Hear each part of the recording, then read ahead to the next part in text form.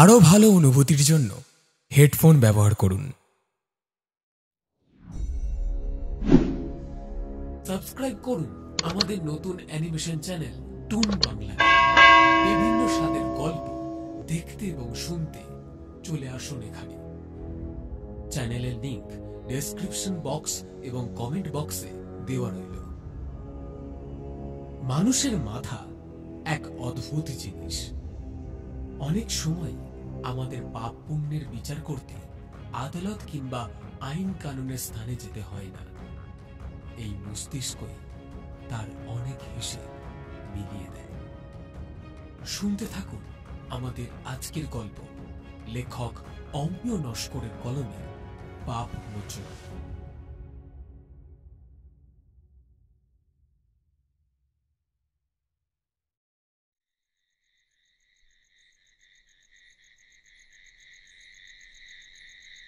সেদিন জ্যৈষ্ঠের আকাশে তখন মধ্যরাতের ক্লান্ত চাঁদ পাশ্চাত্যের দিকে খানিকটা মাথা হেলিয়ে এক দৃষ্টিতে তাকিয়ে আছে বকুলতলি গাঁয়ের সবটা পরিধির ওপর। চারিদিকে ছোট বড় আম জাম গাছের পাতা থেকে কুয়াশা বেয়ে পড়ছে টুপটাপ শব্দে। রাস্তার আশেপাশে ও বিক্রমের উঠোনের ঈশান কোণে বাঘিয়ার মূল ও দুর্বার চটাও ভিজে গেছে এই কুয়াশার টপা জলে। তবে আশ্চর্যের বিষয়, কুয়াশা মাখা এই রাতের সঙ্গে অন্ধকারে গা মিশিয়ে কালো কাপড় পরা কোনো এক আধার মানবী যেন মনে হচ্ছে বিক্রমের বাড়ির পাশের বড় ক্ষীর কদম গাছটার তলায় দাঁড়িয়ে আছে। ঢুলে পড়া চাঁদের ম্রিয়মান আলোয় দেখা যায় তার পচা গলা মাংসদেহী আধো কঙ্কাল অস্থি মজ্জা বিশিষ্ট শরীরখানি। ঘরের খোলা জানলার ভিতর থেকে সে জ্বলন্ত চোখে তাকিয়ে আছে বিক্রমের ঘরের মধ্যে শুয়ে থাকা বিক্রম ও বিক্রমের স্ত্রী নন্দিনীর দিকে। আর কেমন যেন অস্পষ্ট সুরে কি সব বলে বিভৎসভাবে খিলখিলিয়ে হাসতে হাসতে এগিয়ে চলেছে খোলা জানালার দিকটায়। হিমেল বাতাস ও হালকা কুয়াশা ভেজা দুর্বার উপর দিয়ে কয়েকটা অশরীরীর পদচিহ্ন যেন সন্তর্পণে ক্রমশ এগিয়ে এলো বিক্রমের ঘরের জানলাটার দিকে। হঠাৎ জানালা দিয়ে সেই অশরীরীর ভয়ানক পৈশাচিক খ্যাস খ্যাসে স্বরে ঘরের মধ্যে ঘুমিয়ে থাকা বিক্রমের স্ত্রী নন্দিনীকে ডাকতে লাগলো, এই এই ওঠ ওঠ বলতেছি, শয়তানি ওঠ ওঠ বলতেছি, এখনো সময় আছে, বিছানা ছেড়ে উঠে যা, নয়তো মরবি, নয়তো মরবি। তোর স্বামীর সোহাগ, কোল বোঝাই করা ছাবাল, এসব স্বপ্নের একটাও আমি পূরণ হতে দিব না। এক এক করে সবাইকে মারবো, তোরেও মারবো, তোর বাতারকেও মারবো, তোর পেটের বাচ্চাটারেও মারবো। কেউ বাঁচবি না, না না, কেউ বাঁচবি না, তোরা কেউ বাঁচবি না।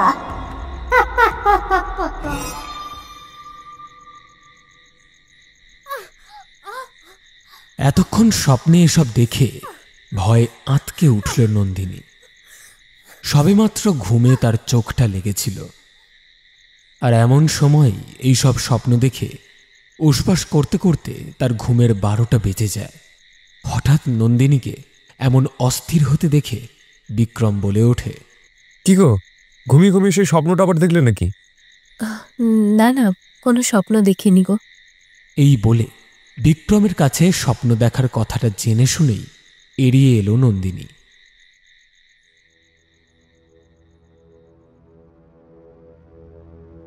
অবশ্য এর একটা কারণ আছে।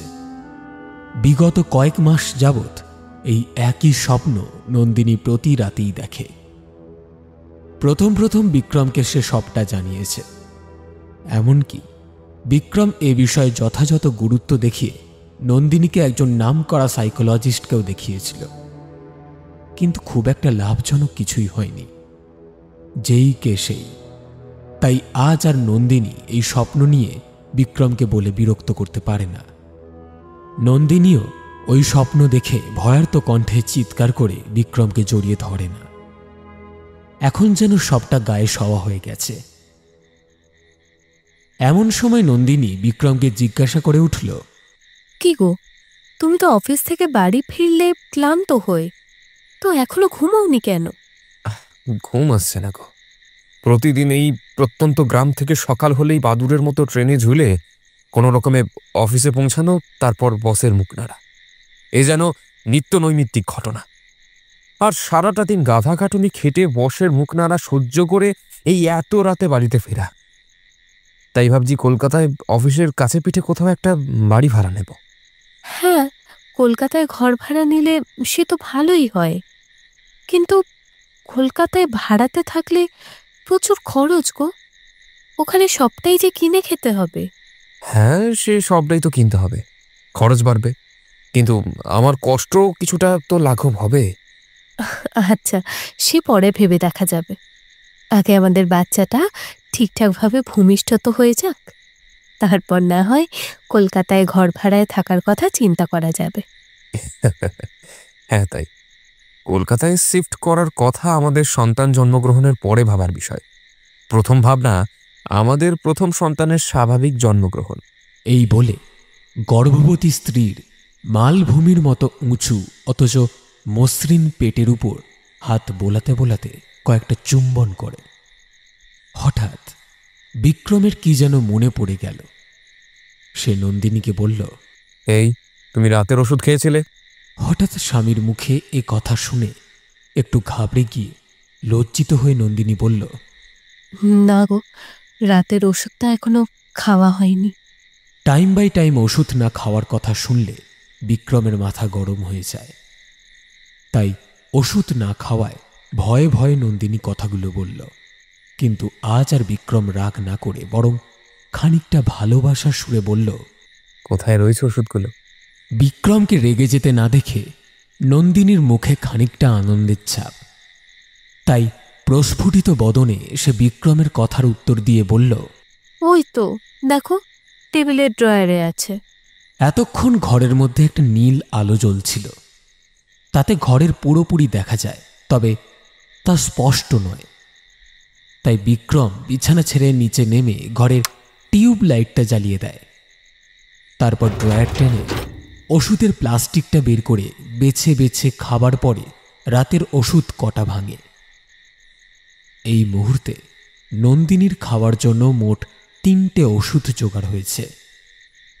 হাতের মুঠোয় করে ওষুধ কটা ও 1 বোতল জল নিয়ে বিক্রম আবারও খাটের কাছে ফিরে আসে এবং এক এক করে ওষুধগুলো নন্দিনীকে খাইয়ে দেয়। তারপর তার পাশে বসে তার মাথায় হাত বোলাতে বোলাতে তাকে গল্প শুনিয়ে ঘুম পাড়ানোর চেষ্টা করে। বাইরের আকাশে তখন চাঁদের আলো কেমন যেন ঘোলটানো জলের মতো ফ্যাকাশে। সেই আঁশটে চাঁদের কলঙ্কিত আলো জানালার ফাঁক দিয়ে এসে পড়েছে ঘরের দক্ষিণ দিকে। মেঝের উপর পরপর 8টা গড়াদের ছায়া ফুটে উঠেছে। স্ত্রীর মাথায় হাত বুলিয়ে গল্প শোনাতে শোনাতে বিক্রমের নিদ্রাহীন দুটো চর্মচক্ষু জানালার গড়াদের ফাঁক দিয়ে গিয়ে পড়েছে দক্ষিণ দিকের ফাঁকা রাস্তাটার দিকে এবং রাস্তার পাশের বড় আমড়া গাছটার দিকে। গাছের গোড়ায় দাঁড়িয়ে কেউ একজন যেন উপরের দিকে চেয়ে কোনো একজনকে নেমে আসতে বলেছে এবং গাছের উপরে যে উঠে আছে সে কিছুতেই নামতে চাইছে না।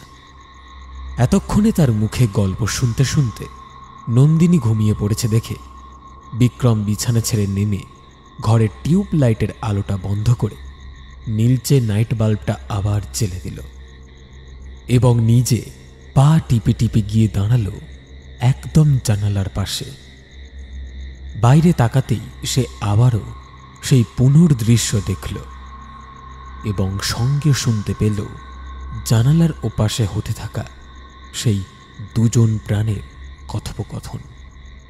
আশ্চর্য, জানালার ওপাশে যে দুজন প্রাণের উপস্থিতি বিক্রম ঘরের ভিতর থেকে ঠাহর করছে, তারা আর অন্য কেউ নয়, সে দুজন প্রাণ স্বয়ং বিক্রম এবং নন্দিনী। নন্দিনী গাছের উপরে উঠে খুব সরু একটা ডালের দিকে পা বাড়িয়ে দাঁড়িয়ে আছে, আর বিক্রম চিৎকার করে বলছে, নন্দিনী, তুমি নেমে এসো। নন্দিনী, তুমি নেমে এসো। তুমি ছাড়া যে আমার আর কেউ নেই। তাছাড়া তোমার গর্ভে যে আমাদের একমাত্র সন্তান আসতে চলেছে, তুমি কি তার কথা একটুও চিন্তা করবে না? নেমে এসো নন্দিনী, নেমে এসো, নেমে এসো, নেমে এসো।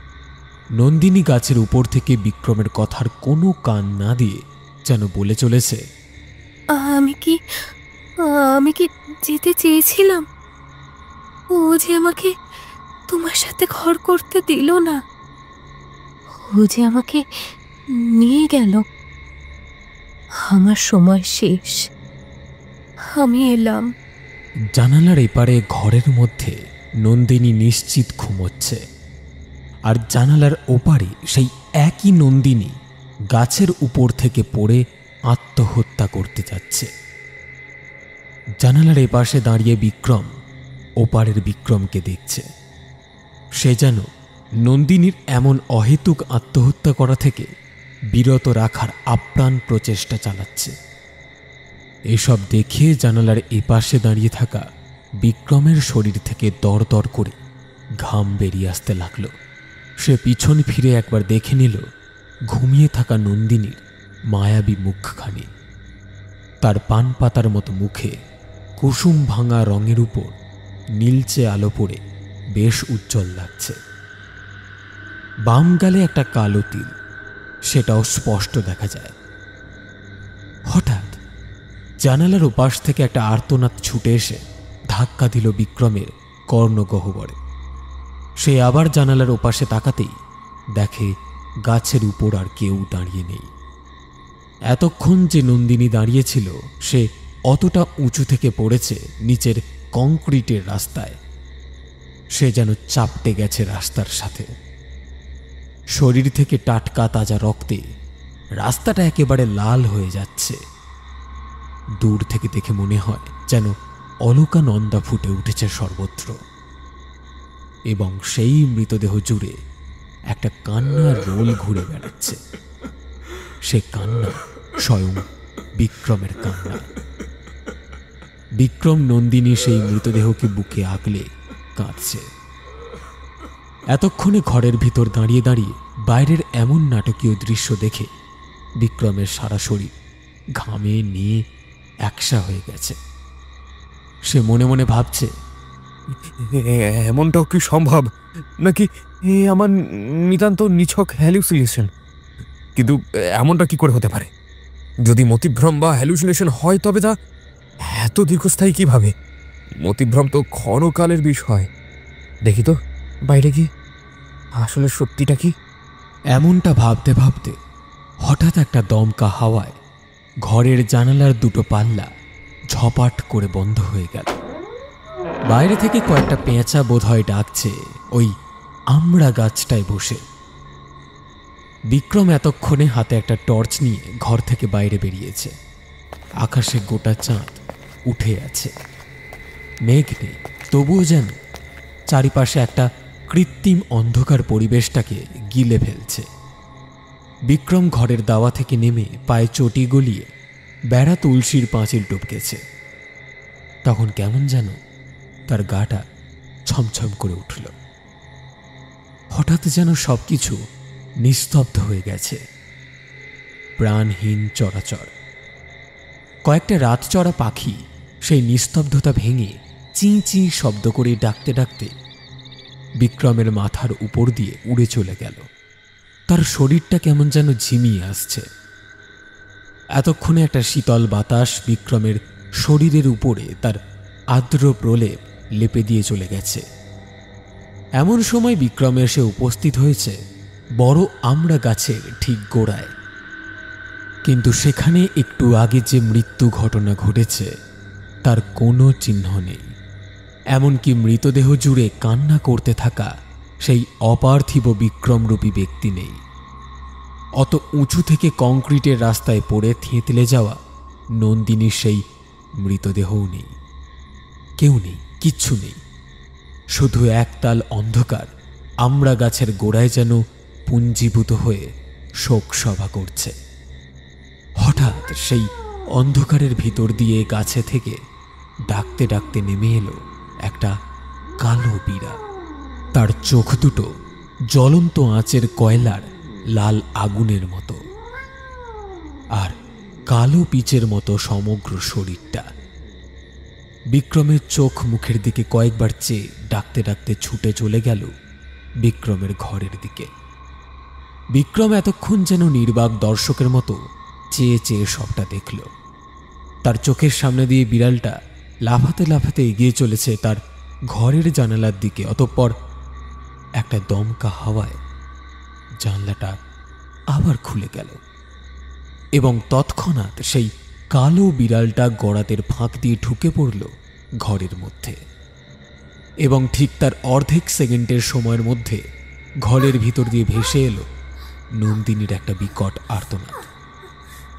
সঙ্গে সঙ্গে দিক বেদিকে জ্ঞান শূন্য হয়ে মন্ত্রচলিতের মতো বিক্রম দৌড়ে এলো ঘরের দিকে। আকাশে চাঁদের সেই ঘোলাটে আলোটা এখনো বিরাজমান। চারিদিকে সেই নিস্তব্ধ নীরবতা ভেদ করে একটু আগেই নন্দিনীর চিৎকার শোনা গেছে ঠিকই, কিন্তু এখন কোনো সারা শব্দ নেই। যেন বহুকাল পরেই এমন পিন পতন নিস্তব্ধতা বিরাজ করছে বকুলতলি গ্রামে। এতক্ষণে বিক্রম এসে পৌঁছেছে তার শোবার ঘরে। ঘরটা একেবারে অন্ধকারে ছেয়ে আছে। রাত্রিবাতির সেই নীলচে আলোটাও এখন নিভে গেছে।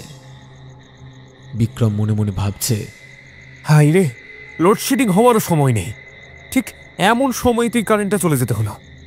এমন সময় ঘরের অন্ধকারের নীরবতা ভেদ করে কেঁদে উঠল নন্দিনী। ওগো, কোথায় গেলে তুমি? আমার যে ভীষণ ভয় করছে। এসো আমার কাছে, এসো, আমার ভয় করছে। তৎক্ষণাৎ নন্দিনীর গলার স্বর যেন হঠাৎ বদলে গিয়ে একটা পৈশাচিক কণ্ঠ বলে উঠল, এসো না, এসো আমার কাছে, আমার যে ভীষণ ভয় করছে। এমন সব কথা শুনে বিক্রম উত্তর দিয়ে বলল, এই তো আমি এসে গেছি। কই, কোথায় তুমি? এই বলতে বলতে হাতের টর্চ লাইটের আলো ঘরের সর্বত্র ফেলতে লাগলো আর মুখে জিজ্ঞাসা করতে লাগলো, কি গো, কোথায় তুমি? আমি তো তোমাকে দেখতে পাচ্ছি না। সেই অন্ধকারের মধ্যে দিয়ে লুকোচুরি খেলার মতো নন্দিনী বারবার সেই বিভৎস পৈশাচিক সুরে বলে উঠতে লাগলো,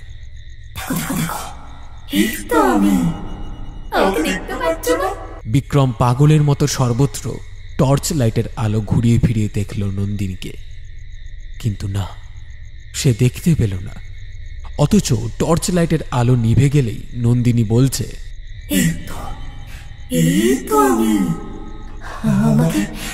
দেখতে পাচ্ছ না? তারপর বহুক্ষণ টর্চের আলো জ্বলা নেবার সাথে সাথে চলল লুকোচুরি খেলা। টর্চের আলোটা ঘরের মধ্যে অবস্থিত আলমারির উপরে পড়তেই বিক্রম দেখল সেখানে দুটো পা ঝুলিয়ে বসে আছে নন্দিনী। আর এই নন্দিনী যেন ঘুমিয়ে থাকা সেই নন্দিনী নয়, বরং ওই আমড়া গাছটার মগডাল থেকে কংক্রিটের রাস্তায় পড়ে সারা শরীর থেতলে যাওয়া সেই নন্দিনী। তার মুখের দিকে তাকানোর হাল নেই, চোখ, নাক, মুখ একেবারে চিরে চ্যাপ্টা হয়ে গেছে। বুকের উপরে উঁচু উঁচু স্তন্দয় যেন প্রবল চাপে থেঁতলে বুকের ভিতর ঢুকে গেছে। আলমারির উপর থেকে তার ঝুলন্ত দুটো পা থেকে টপ টপ করে রক্ত ঝরে পড়ছে মেঝের উপর। এমন পরিস্থিতিতে ভয়ে দিক বিদিক জ্ঞানশূন্য হয়ে বিক্রমের মূর্ছা যাওয়ার জোগাড়। সে তবুও যেন এক মুঠো শেষ অবশিষ্ট সাহস একত্রিত করে কাঁদো কাঁদো গলায় বলে উঠল, কে তুমি? তুমি কে? তুমি কে? আমার নন্দিনী হতে পারে না। এতক্ষণে থেঁতলে যাওয়া নন্দিনী সেই রক্তাক্ত শরীরটা খিলখিলিয়ে হেসে উঠে পৈশাচিক সুরে বলল, তুমি ঠিক বলেছ, আমি তো নন্দিনী নই। নন্দিনী নই, সত্যি আমি নন্দিনী নই। আমি যে তোমার বিষাক্ত অতীত। ভালো করে চেয়ে দেখো, ঠিক চিনতে পারবে। বিক্রম হাতে টর্চের আলোটা তার মুখে ফেলে আবার যখন তাকালো, সঙ্গে সঙ্গে ভয় আঁতকে উঠে চিৎকার করে পাগলের মতো আওড়াতে লাগলো, তুমি তুমি তুমি তুমি আবার ফিরে এসেছো, তুমি আমার কাছে আবার ফিরে এসেছো, কিন্তু তোমার তোমার তো ফিরে আসার কথা নয়। কি করে করে তুমি ফিরে এলে বলো তো, বলো বলো বলো আমাকে বলো, আমাকে আমাকে বলো, করে বলো। উদ্ভ্রান্ত পাগলের মতো ভয়ে গুঙাতে গুঙাতে অতঃপর জ্ঞান হারিয়ে মেঝের উপর লুটিয়ে পড়ল বিক্রম।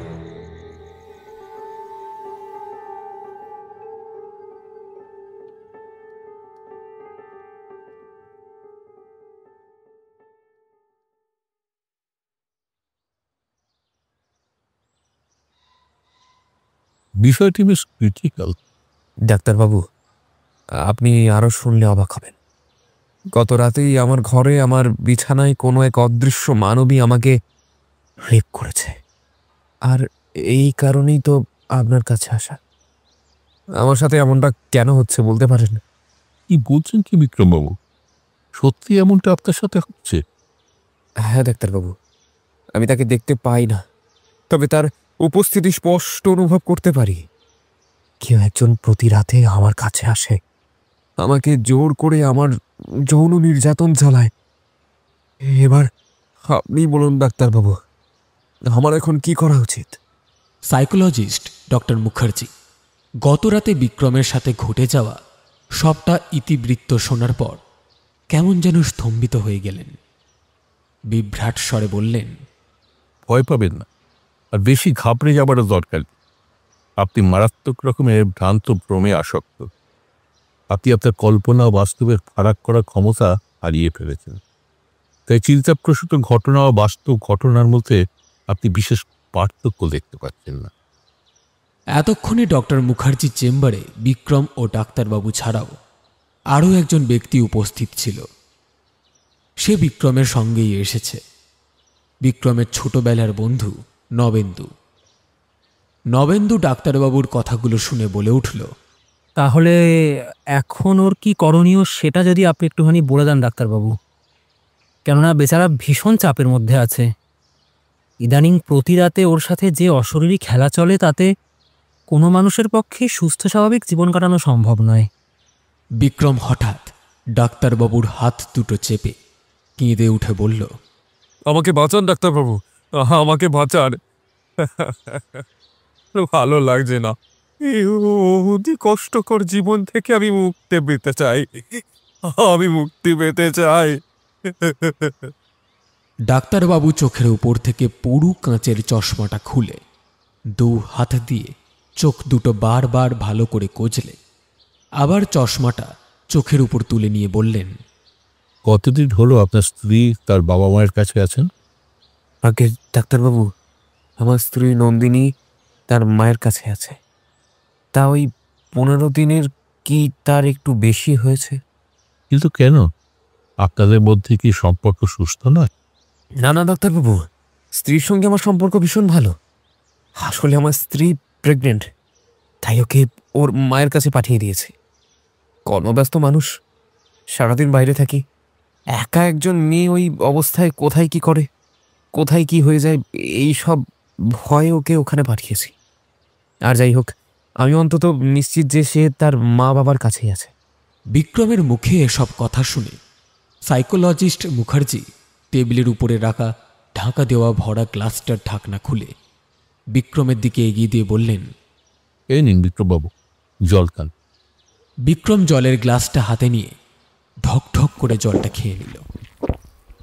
ডাক্তারবাবু আবার তাকে উদ্দেশ্য করে জিজ্ঞাসা করলেন, আচ্ছা বিক্রমবাবু, 15-16 দিন আগে, মানে বলতে চাইছি যখন আপনার স্ত্রী আপনার সাথেই থাকতেন, আপনারা দুজনে একই বিছানায় ঘুমাতেন, তখন আপনি ওই অদৃশ্য যৌন মিলন অনুভব করেছেন কখনো?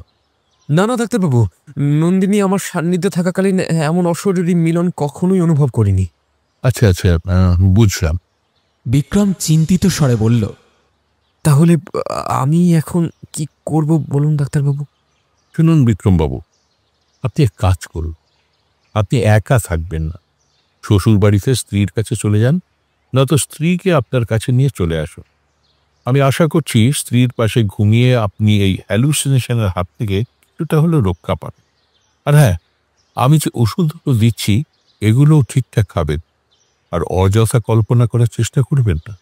এইসব বলে উপযুক্ত পরামর্শ প্রদান করে ডক্টর মুখার্জি বিক্রমকে ছেড়ে দিলেন। বিক্রম ও নবেন্দু দুজনে ডক্টরের চেম্বার থেকে বেরিয়ে শিয়ালদা স্টেশনে আসার পথে রাস্তার ধারের দোকান থেকে দুজনে 2 প্লেট মাছ ভাত খেয়ে নেয়। তারপর ট্রেনে উঠে বসে পড়ে।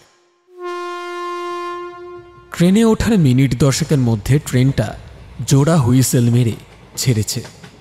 এমন সময় নবেন্দু বিক্রমকে বলে ওঠে, বিক্রম, তোর সৌমিলির কথা মনে আছে? কে কে সৌমিলি? তুই কার কথা বলছিস? আরে তোর মনে নেই? ওই যে আমাদের গ্রামে মাঝির পাড়ায় সেই যে একটা ডানপিটে মেয়ে, ওই সারাদিন কোমরে কাপড় বেঁধে পরিশ্রম করতো, যে যা কাজ বলতো সবার সবটাই তো করে দিত, কারোর ঘর মুছে দিত, কারোর বাসন মেজে দিত, সব তো করতো। হ্যাঁ, মনে পড়েছে। কিন্তু তুই হঠাৎ সৌমিলির কথা তুললি কেন? না রে, আজ হঠাৎ করেই আমার কেমন যেন মনে হলো যে ও ফিরে এসেছে, কোথায় প্রতিশোধ নেবে। কেন, কিসের প্রতিশোধ? আমি ওর কি করেছি? দেখ বিক্রম, সেই ছোট থেকেই তো আমরা দুজনের বন্ধু। হ্যাঁ, হতে পারে আজ তুই কলকাতায় বড় অফিসে চাকরি করিস, আর আমি রয়ে গেছি অচপাড়া গাই, যেখানে দিনের বেলাও শেয়াল ডাকে। কিন্তু তোর কথা আমি জানি না, কিংবা তুই আমার কথা জানিস না, এমনটা কখনো হয়েছে বলে তো আমার অন্তত মনে হয় না। তুই কি বলতে চাইছিস? পরিষ্কার করে বল।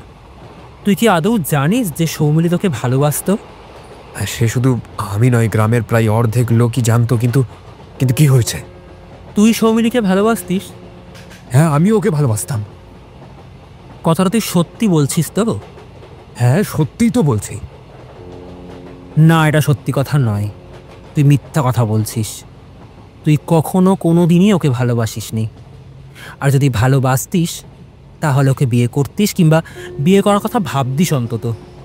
হ্যাঁ, বিয়ে তো ওকে করতাম, কিন্তু তুই জানিস ও হঠাৎ একদিন কাউকে কিছু না বলে আত্মহত্যা করে মারা গেল। আমি কি করতাম বল? আমি কি করে জানতাম যে ও এভাবে আমাকে একা করে দিয়ে চলে যাবে? 2 বন্ধুর এসব কথাবার্তার তালে আরও 2 গুণ তাল বেশি করে চড়িয়ে ট্রেনটা দ্রুত ছুটে চলল শহর ছেড়ে গ্রামের দিকে। ছুটন্ত ট্রেনের জানলা দিয়ে বাইরে চোখ গেলেই দেখা যায় বাইরের আকাশটা তখন নববধূর সিঁদুর মাখা সিঁথির মতো টকটকে লাল। কালো কেশ রাশির মতো একরাশ মেঘ সেই আকাশের লাল চাদরে যেন বলি রেখা এঁকেছে। শ্রাবণের অমাবস্যা ঘেরা আকাশের ছায়ায় নিভাঁজ কালো বড় বড় দৈত্যাকার বনস্পতির দিগন্ত ফেলে রেখে এক সাগর অন্ধকারের স্রোত দুদিকে সরিয়ে সশব্দে ট্রেনটা এগিয়ে চলেছে। এমন সময় নবেন্দু আবারও বলে উঠল, সৌমিলির মতো ডানপিটে একটা মেয়ে খামোখা কেন আত্মহত্যা করতে গেল, সে বিষয়ে তোর মনে কোনোদিন কোনো প্রশ্ন জাগেনি? যে মেয়ে সারাদিন গাছপালা চড়ে বেড়ায়, খালে বিলে মাছ ধরে, যে মেয়ের মধ্যে সারল্য ছাড়া কেউ কোনো দিন খারাপ কিছু লক্ষ্য করেনি, সে কি শুধুই আত্মহত্যা করতে পারে বলে তোর মনে হয়? চুপ কর ভাই, তুই এবার দয়া করে চুপ কর। এসব কথা আর শুনতে ভালো লাগছে না। হ্যাঁ জানি, আমি এসব কথা তোর ভালো লাগবে না, আর ভালো না লাগাটাই স্বাভাবিক। তবে একটা কথা তোকে আমি না বলে থাকতে পারছি না, যে তুই সারা জীবন সব কথা আমাকে বললেও একটা কথা সেদিন ভীষণভাবে লুকিয়ে গিয়েছিলিস, যেটা সেদিন আমার কাছে সৌমিলি বলেছিল। সৌমিলি তোর কাছে কি বলেছিল? আর থাক না সে কথা শুনতে তোর ভালো লাগবে না, আমি বলতে চাই না। বল বল, শুনি কি কথা। ভালো না লাগলে কি আর করা যাবে, তবুও বল শুনি। ভালো করে মনে করে দেখ, মনে পড়লেও পড়তে পারে। আজ থেকে প্রায় বছর 7 আগের ঘটনা। তখন আমাদের বয়স খুব বেশি হলে ওই কত হবে, 23-24 বছর হবে। সেদিন তোদের পাড়ায় সারা রাত শীতলা মায়ের থানে বাৎসরিক পুজো ছিল। সারা রাত লোকজন জড়ো হয়ে বসে শুনছিল মা শীতলার পাঁচালি। আকাশে তখন কুয়াশা ভেজা রূপলি গোল চাঁদ, আর তখন তোর মনে সৌমিলীকে কাছে পাবার আকাঙ্ক্ষা। সৌমিলীর এমন দুরন্ত স্বভাব, চঞ্চল চোখ, হাসির মধুরতা, আমার মনে হয় এসব তেমন তোর চোখে লাগেনি বা মনকেও আকৃষ্ট করতে পারেনি।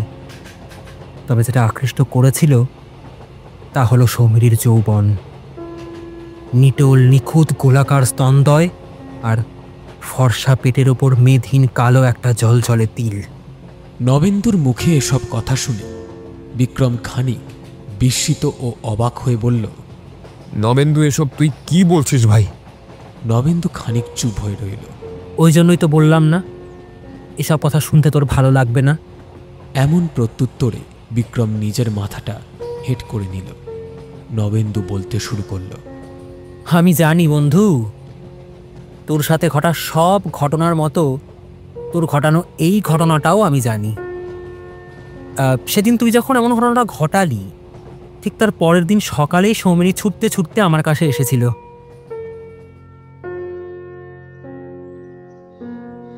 এসে বলেছিল, নবেন্দুদা, নবেন্দুদা, জানো তো আজ আমি ভীষণ খুশি।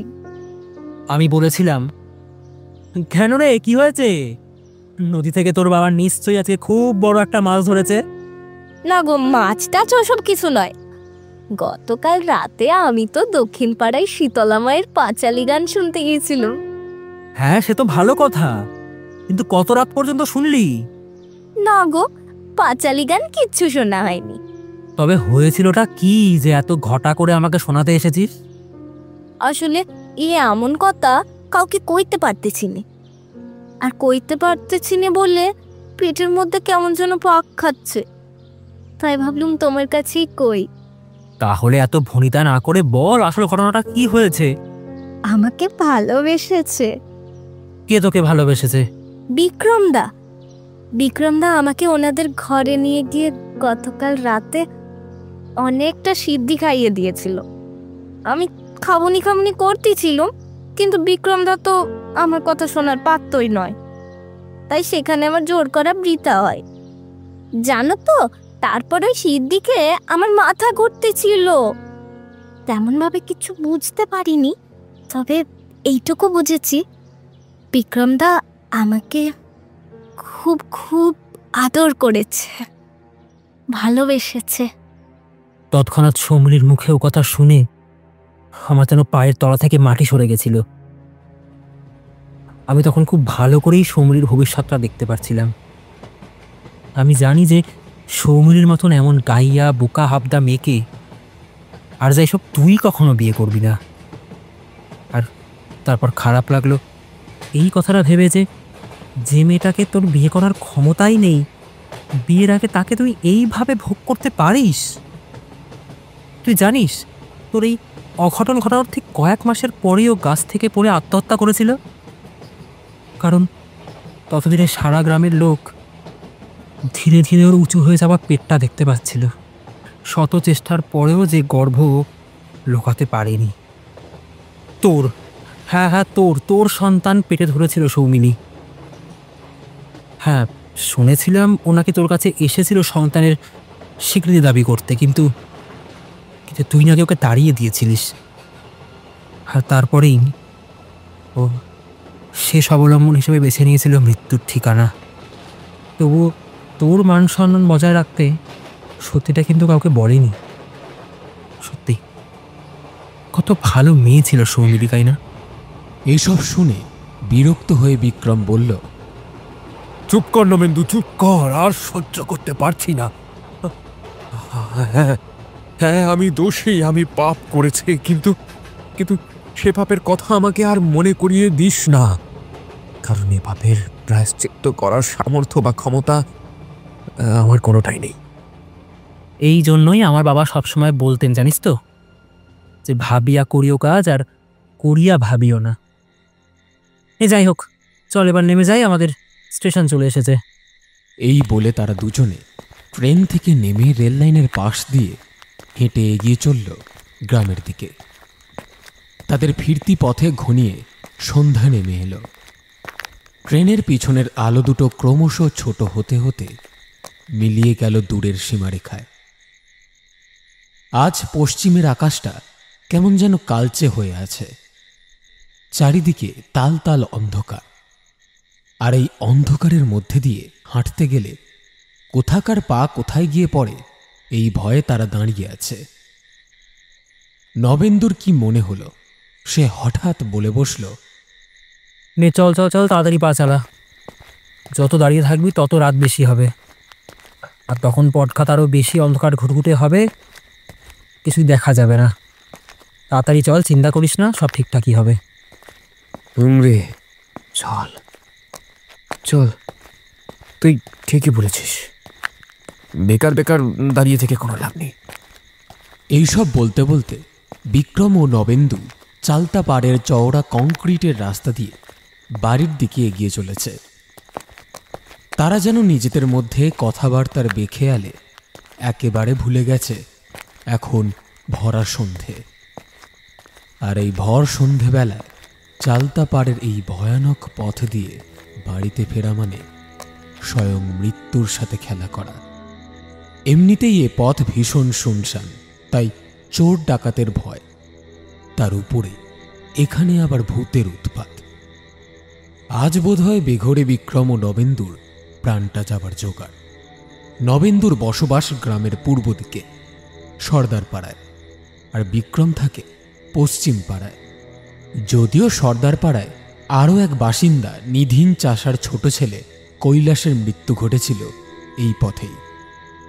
বাজারে সবজি বেচে ফিরতে রাত হয়েছিল, তাই গত বছর এই পথ দিয়ে রাতের বেলায় ফেরার সময় অশরীরীর কবলে কিভাবে অকালে কৈলাস মরল তা কম বেশি গাঁয়ের সব লোকই জানে। কিন্তু বিক্রম ও নবেন্দুর মতো নাক উঁচু সাহসী লোকেদের ভূত প্রেতের ভয় তেমন একটা লাগে না।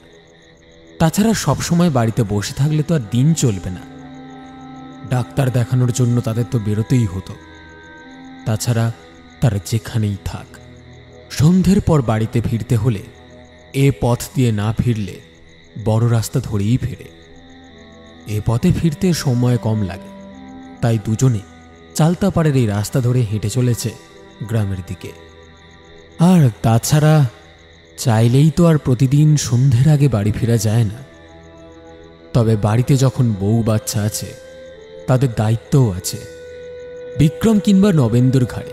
তাই নিজের প্রাণের কথা না ভাবলেও বউ বাচ্চার কথা ভেবে অন্তত দুজনে এ পথ দিয়ে না ফেরাটাই উচিত ছিল। এই পথে আগাগোড়াই লোক চলাচল খুব কম, তাই এদিকে এসে বড় গাব গাছটায় উঠে সেখান থেকে স্ব ইচ্ছায় নিজেকে ফেলে মৃত্যুবরণ করেছিল বটুক মাঝির মেয়ে সৌমিলি।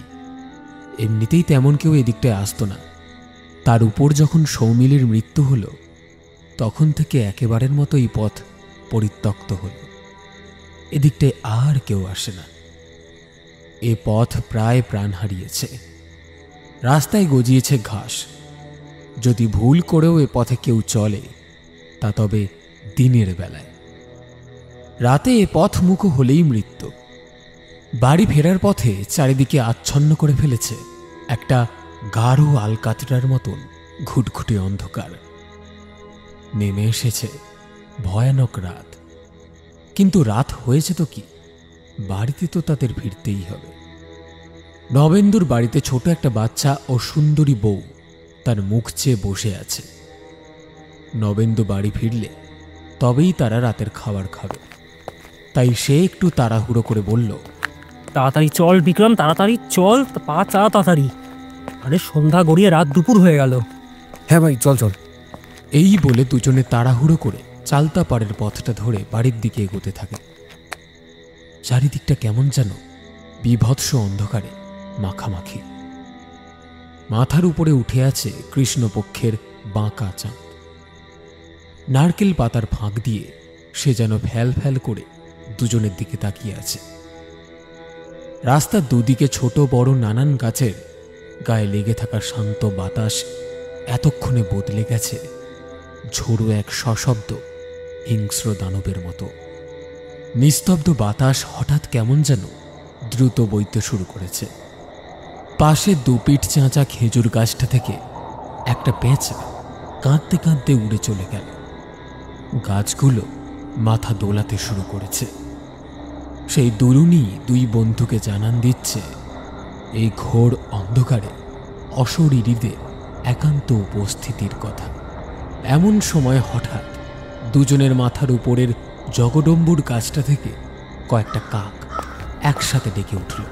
ভাই, এমন ভর সন্ধেবেলায় এমন কাক ডাকতে তো জীবনে শুনিনি। এ যে মহা অহরণের আশঙ্কা। রাম রাম রাম রাম রাম রাম, হে ভগবান, কি যে হবে। চুপ কর তো, কিছুই হবে না। খামোখা এত ভয় না পেয়ে এগিয়ে চল। এমন সময় হঠাৎ পিছন থেকে একটা ডাক ভেসে এলো, যেন নন্দিনী বেশ ভয়ার্ত কণ্ঠে হাঁপাতে হাঁপাতে বলছে, ওগো, ও শুনছো? দাঁড়াও দাঁড়াও, আমাকে সঙ্গে নিয়ে যাও। হঠাৎ পিছন থেকে নন্দিনীর গলার আওয়াজ পেয়ে খানিকটা স্তম্ভিত হলো বিক্রম। নবেন্দুও প্রায় সন্ত্রস্ত। তড়িঘড়ি নবেন্দু বলে উঠল, বিক্রম ভাই, তুই কিন্তু পিছনে ঘুরে তাকাস না। ও তো স্ত্রী নয়, ও তো স্ত্রী হতে পারে না। আমার মনে হয় ও সৌমিলি। ও কিন্তু তোর সাথে ছলনা করছে। তুই তাকাস না, পিছনে ঘুরে তাকাস না বিক্রম, তাকাস না। আবারও পিছন থেকে নন্দিনী কাঁদতে কাঁদতে বলল, মায়ের সাথে ঝগড়া করে সন্ধ্যের ট্রেনেই ফিরে এসেছি। আর ওখানে থাকতে ভালো লাগেনি। মা সারাক্ষণ খাবার খোটা দেয়। আমি মরে যাই, হেজে যাই, তোমার কাছে থাকবো। মা বাবার কাছে আর ফিরে যেতে চাই না। আমাকে নিয়ে চলো, আমাকে নিয়ে চলো। নন্দিনীর কথায় আর থাকতে না পেরে পিছন ফিরে দাঁড়িয়ে পড়ল বিক্রম। এই তো এখানে দাঁড়িয়েছি, এসো। এই অবস্থায় এতটা কষ্ট করে কেন ফিরে এলে বলো তো? বাবা মায়েরা তো একটু ওরকমই হয়ে থাকেন, তা বলে তাদের কথায় রাগ করে এতটা পথ একা একা চলে আসতে হবে? আচ্ছা এসো। নন্দিনী বিক্রমের কাছে এগিয়ে আসা মাত্রই সেই স্থান কেমন যেন রজনীগন্ধার প্রখর সুবাসে সুবাসিত হয়ে উঠল। গন্ধে চারিদিকটা পুরো মম করছে। এমন সময় বিক্রম তার স্ত্রী নন্দিনীর একটা হাত শক্ত করে চেপে ধরে আস্তে আস্তে হেঁটে বাড়ির দিকে এগিয়ে চলল। তাদের হেঁটে চলার প্রতিটা পদধ্বনিতে নূপুরের একটা রিন রিনের শব্দ শোনা যাচ্ছে। আকাশের চাঁদ তখন যৌবন লাভ করেছে। শুরু হয়েছে ঝিঁঝি পোকাদের কোরাস। দূরে শীতলা থানের পুরনো চাতালের উপর থেকে ভেসে আসছে 4-5 জন মানুষের যুগ্ম কীর্তন গীতি। তবে তোরা সাবধানে চলে যা, আমি এলাম তবে। আচ্ছা ঠিক আছে, তুইও সাবধানে চলে যা। চালতাপাড়ের রাস্তা পেরিয়ে গ্রামের প্রায় মধ্যস্থলের তেমাথা। দুজন দুদিকে বেঁকে গেল। একজন যাবে পূর্ব পাড়ায়, আর একজন যাবে পশ্চিম পাড়ায়। এতক্ষণে নবেন্দুর মনে একটা ভীষণ রকমের সংশয় তৈরি হয়েছিল। মনে মনে বারবার একই চিন্তা আসছে, ওই মেয়ে কোনো মতেই বিক্রমের স্ত্রী নন্দিনী হতে পারে না। নির্ঘাত ওটা সৌমিলি। এবং সংশয়বশত দুজনের পথ দুদিকে বেঁকে গেলেও নবেন্দু শেষমেশ পিছন ফিরে বিক্রমের দিকে তাকাতেই সে দেখে একটা জলজ্যান্ত প্রেতিনীর হাত ধরে বিক্রম বাড়ির দিকে এগিয়ে চলেছে। আর সেই প্রেতিনীও হাঁটতে হাঁটতে তার মুন্ডুটাকে পুতুলের মতন পিছন ঘুরিয়ে নবেন্দুকে দেখে খিলখিল করে হাসছে। তার চোখ, মুখ, নাক কেমন যেন থেতলে সমান হয়ে আছে। চোখ মুখ দিয়ে রক্ত টোপে পড়ছে। ঠিকরে বেরিয়ে আসছে ভয়ানক এক জ্যোতি। সৌমিলির খিলখিলিয়ে ওঠা হাসিতে ভরে উঠল আকাশ বাতাস।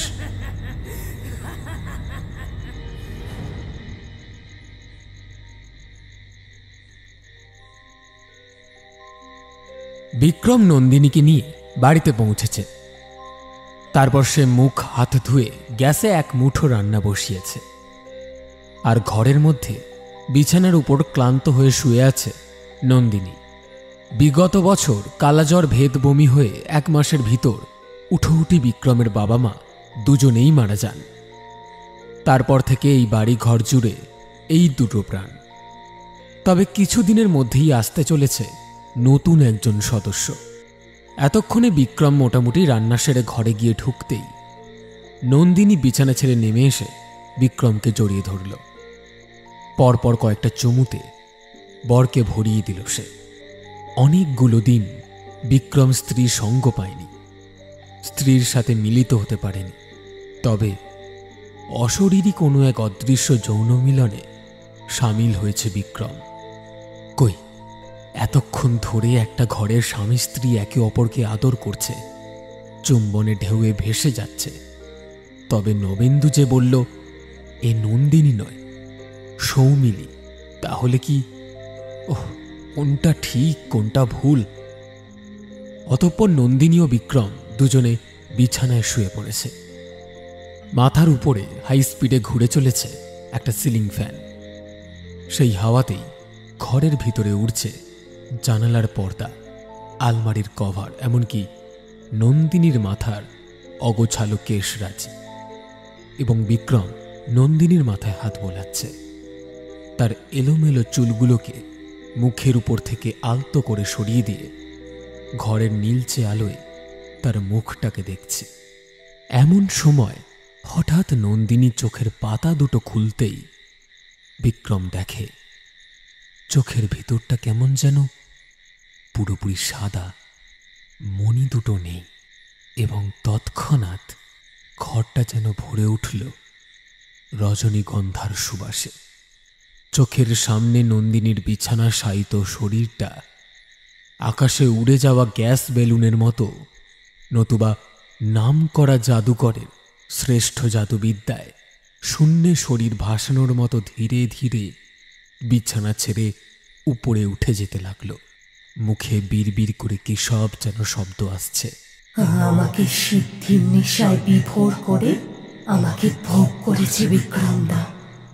না, এ কথা তো আমি কাউকে বলিনি। থাক, আর বলবো না। নন্দিনীর কণ্ঠ যেন বদলে গেছে। ধীরে ধীরে তার শরীরটা উপরে ভেসে উঠতে উঠতে হাই স্পিডে ঘুরতে থাকা সিলিং ফ্যানে লেগে কেমন যেন ছিটকে ছড়িয়ে পড়ল চারিদিকে। যেন বহুদিনের পচা গলা সে দেহ। না না না, এমন হতে পারে না। হঠাৎ এসব বলতে বলতে বিক্রমের ঘুমটা ভেঙে যায়। নন্দিনীর মাথায় হাত বোলাতে বোলাতে সে যেন কখন গভীর নিদ্রায় আচ্ছন্ন হয়ে পড়েছিল। আর এমন একটা ভয়ানক ঘটনা স্বপ্নে দেখায় তার ঘুমটা ভেঙে গেছে। কিন্তু আশ্চর্যের বিষয়, ঘুম ভেঙে বিক্রম উঠে দেখে বিছানায় নন্দিনী নেই। এমন সময় জানালা দিয়ে বাইরে চোখে যেতেই বিক্রম দেখে নন্দিনী হাঁটতে হাঁটতে এগিয়ে যাচ্ছে বড় আমড়া গাছটার দিকে। বিক্রম সঙ্গে সঙ্গে ঘর থেকে বেরিয়ে আধার হাতড়ে মড়ি বাঁচি করে ছুটে গেল আমড়া গাছটার দিকে। সেখানে উপস্থিত হয়ে সে দেখল নন্দিনী এতক্ষণে বড় আমড়া গাছটার শেষ সীমায় উপনীত হয়েছে।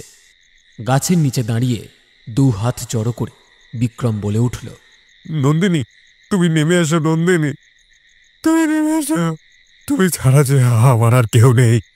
তাছাড়া তোমার গর্ভে যে আমার একমাত্র সন্তান আসতে চলেছে। তুমি তুমি তুমি কি আর তার কথা একটু চিন্তা করবে না? নেমে এসো নন্দিনী, নেমে এসো, নেমে এসো। বিপদ হয়ে যাবে, নেমে এসো। কে নন্দিনী? আমি নন্দিনী নই, আমি তো সৌমিনী গো। আমি সেই সৌমিনী যে তোমাকে মনে মনে ভালোবেসেছিল, আর তুমি ভালোবেসেছিলে যার শরীর। আমি তো সেই শুনিনি গো, চিনতে পারছো না বুঝি? এইসব বলতে বলতে সপাট করে সেই বড় আমড়া গাছের মগ ডাল থেকে নিচের কংক্রিটের রাস্তায় পড়ে গেল সেই শরীরটা। সঙ্গে সঙ্গে চারিদিকে রক্ত ছিটকে গেল, লাল রক্তে ভেসে যাচ্ছে রাস্তার এ প্রান্ত থেকে ও প্রান্ত। সেই মৃতদেহ দেখে বিক্রমের মাথাটা কেমন যেন কয়েকবার পাক খেয়ে ভ্রম হয়ে গেল। অতঃপর জ্ঞান হারিয়ে পড়ে গেল সেই মৃতদেহেরই পাশে। ধীরে ধীরে মাথার উপর থেকে চাঁদটা সরে গেল পশ্চিমের ঘাটে। তারপর সেখানেই ডুব দিল নিশাচর প্রাণী কিংবা কয়েকটা শিয়াল কুকুর। পড়ে থাকা বিক্রমের শরীরটা শুঁকে চলে গেল। রাত পাখিদের ভয়াবহ ডাক ধীরে ধীরে বন্ধ হল। আকাশের গায়ে থেকে মুছে গেল নক্ষত্রদের মিটমিটে আলো।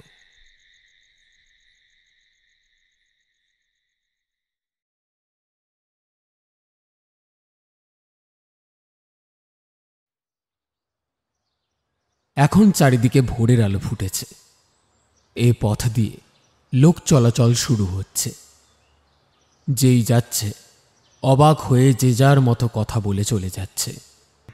প্রতিবেশী দিনে সম্পর্কে বিক্রমের কাকা, সে বিক্রমকে আমড়া গাছের গোড়ায় মূর্ছিত অবস্থায় পড়ে থাকতে দেখে বলে ওঠে, আরে আরে আরে এই বিক্রম, বিক্রম, কি রে খোকা, তুই আবার মদ গাঁজা টাজা ধরলি নাকি?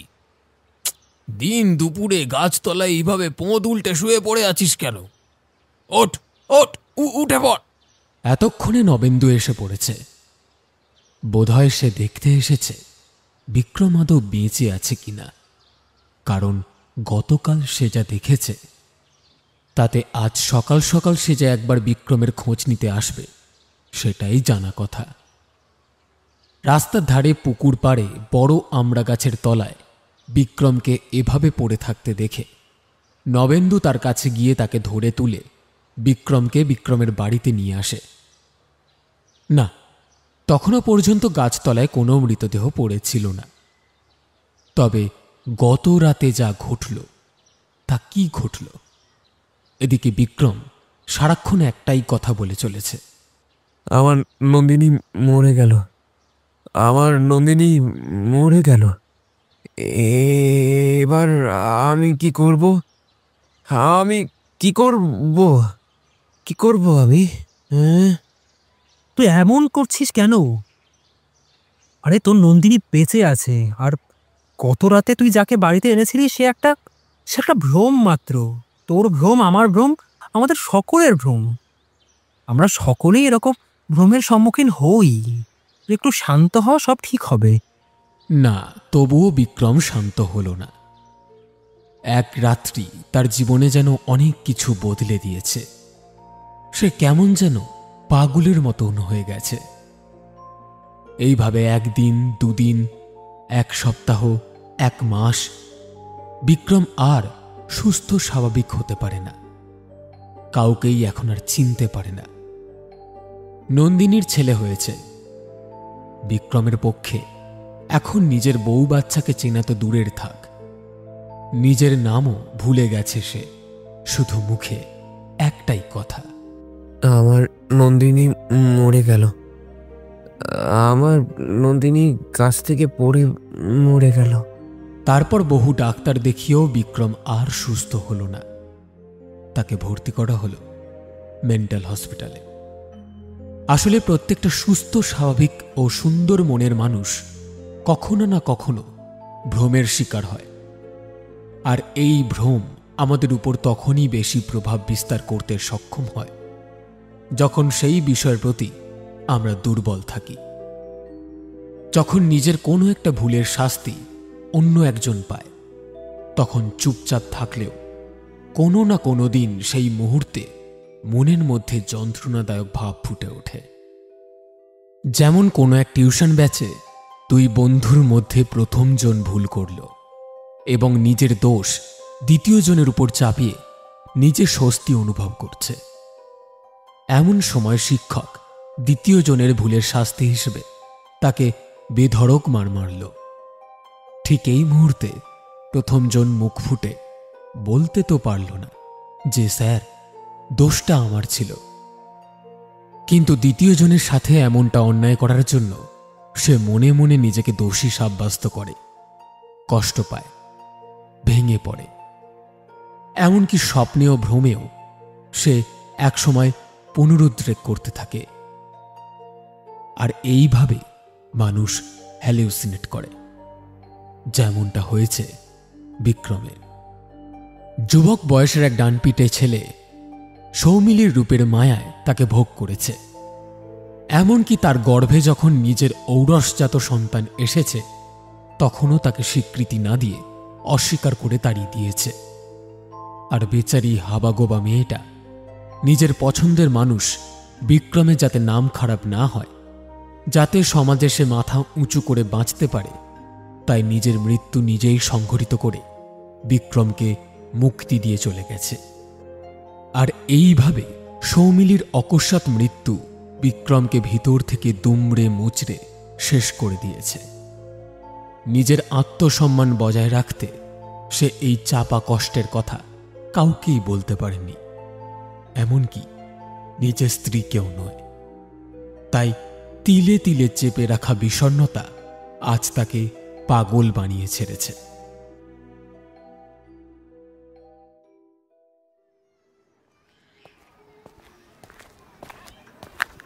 আজ বহুদিন পর পাগলাগারোতে নন্দিনী তার বাবার সাথে 2 বছরের বাচ্চা ছেলেটাকে সঙ্গে নিয়ে বিক্রমকে দেখতে এসেছে।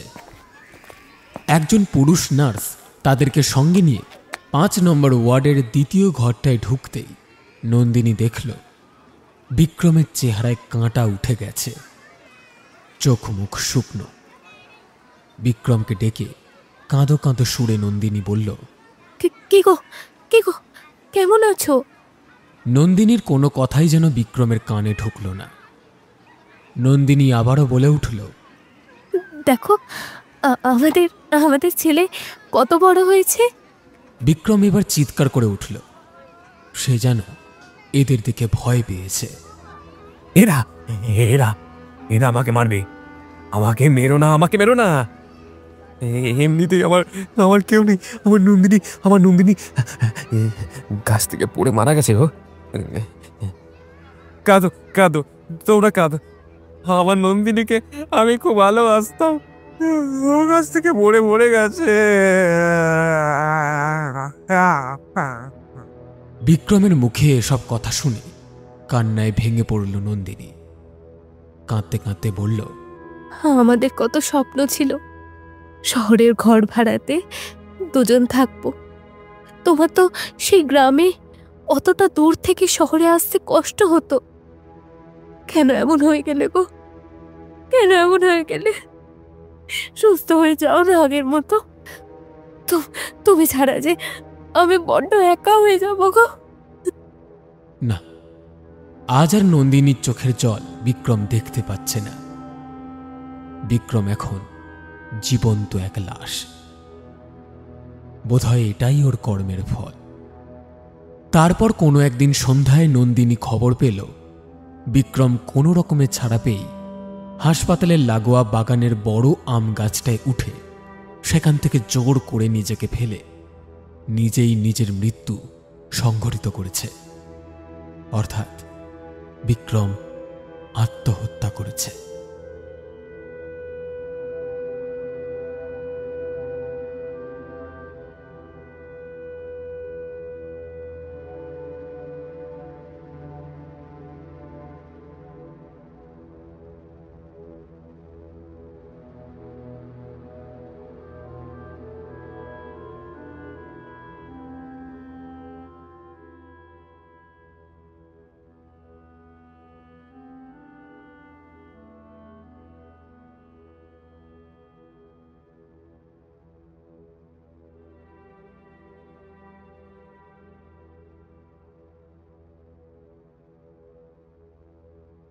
শুনছিলেন আমাদের আজকের গল্প পাপ মোচন। গল্পকার অমিয় নস্কর। গল্প পাঠে এবং দিনে আমি সায়ন, সৌমিলি অনুশ্রী, বিক্রম রূপঙ্কর। নন্দিনী অঙ্কিতা, ডাক্তারবাবু বিকাশ, নবেন্দু অঙ্কন। গল্প পাঠে এবং পর্ব পরিচালনায় আমি সায়ন। সমগ্র গল্পের আবহ সঙ্গীত এবং স্পেশাল এফেক্টসে সূর্য, পোস্টার ডিজাইনে মুরালি। আমরা অসংখ্য ধন্যবাদ জানাই গল্প লেখক শ্রী অমিয় নস্করকে আমাদের এই উদ্যোগে পাশে থাকার জন্য। কেমন লাগলো আমাদের আজকের গল্প জানান আমাদের কমেন্ট বক্সে। গল্পটি ভালো লেগে থাকলে লাইক এবং শেয়ার করতে ভুলবেন না। আমাদের গল্প নিয়মিত শুনতে হলে চ্যানেলটিকে সাবস্ক্রাইব করে রাখবেন। আবার একটি নতুন গল্প নিয়ে খুব শীঘ্রই হাজির হচ্ছি আমরা। ততক্ষণের জন্য বি সেফ, স্টে কানেক্টেড।